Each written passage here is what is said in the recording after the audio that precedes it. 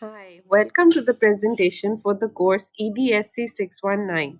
My name is Sabine Bilal and I will be talking to you about Dr. Bridget A. Taylor. Dr. Taylor is a woman of many achievements and accomplishments and to date continues to influence the world of ABA.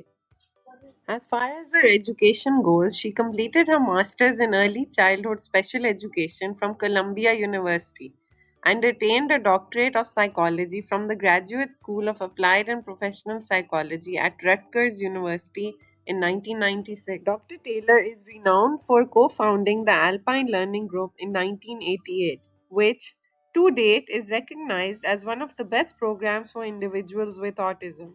In addition to setting up the Alpine Learning Group, Dr. Taylor has also served on numerous boards in an advisory role. The two to highlight would be that she served on the board of JABA and on the BACB. The rest of the advisory boards I've listed here for your reference. Dr. Taylor has also authored and co authored numerous research works on autism and has also contributed to two books. She has a national and international presence, speaking at conferences across the globe.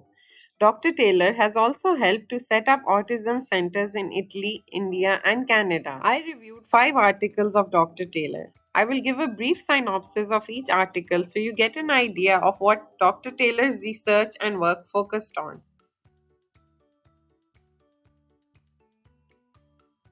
First article, titled Observational Learning and Children with Autism, outlines strategies to teach observational learning skills to children with autism from an operant learning perspective with the aim to improve inclusion for these children in a general education setting. The second article also focuses on helping a student with autism to make verbal initiations. The study basically found that the gentle reminder, which is a tactile prompting device, functioned as an effective yet unobtrusive tactile prompt to aid the student with autism in initiating verbal output during play based and cooperative learning activities. The third article focused on research to teach children with autism to respond to and initiate bids for joint attention. It presents a study which was conducted on 3 children having autism to assess the effectiveness of using techniques such as prompting and social reinforcement as a means of teaching the children with autism to respond to an adult's bid for joint attention as a means to independently initiate joint attention. The fourth article is titled Teaching Teenagers with Autism to Seek Assistance When Lost. This article presented a study which was conducted on 3 teenagers with autism, with the aim to teach them to seek help or assistance when they were separated from their caregivers. The fifth article also details research to help teach children with autism to seek information. This article presented a study conducted with 3 children with autism to teach them to ask, "What's this?" when different stimuli were shown to them. The study concluded by presenting its overall findings that children with autism can be taught to raise questions and seek new information and learn in this manner. I will now present an overview of her works and her contributions to the world of autism. Dr. Taylor has numerous contributions. With the Alpine Learning Group, she was able to influence and better the lives of countless individuals. Her research work, publications, and advisory roles allowed her to develop and build up the field of ABA. Her research works presented concrete strategies to help individuals with autism live functional and independent lives. Through national and international conferences, she was able to have a global impact in the field of ABA. In the next slide, I will present 5 questions which I would ask if given the chance to interview Dr. Taylor. Given the chance to interview Dr. Taylor, I would ask the following questions. My first question would be, what made you want to get into the field of ABA? My second question would be, what was the biggest hurdle you faced in setting up the Alpine Learning Group?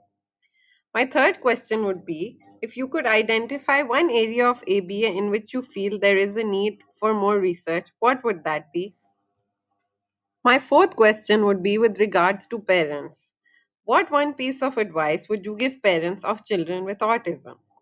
And my final question would be, Why do you feel that ABA has not been adopted in many countries across the globe despite all the evidence backing the success of ABA?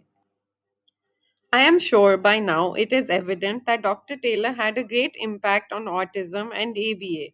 I will conclude by highlighting the importance of her work.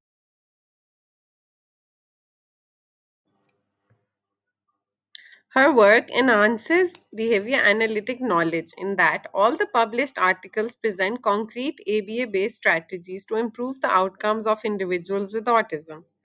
Her work is particularly interesting because it demonstrates the practical applicability of behavior analysis and further demonstrates how behavior analysis can be used to bridge the deficit skills and learning gap for individuals with autism.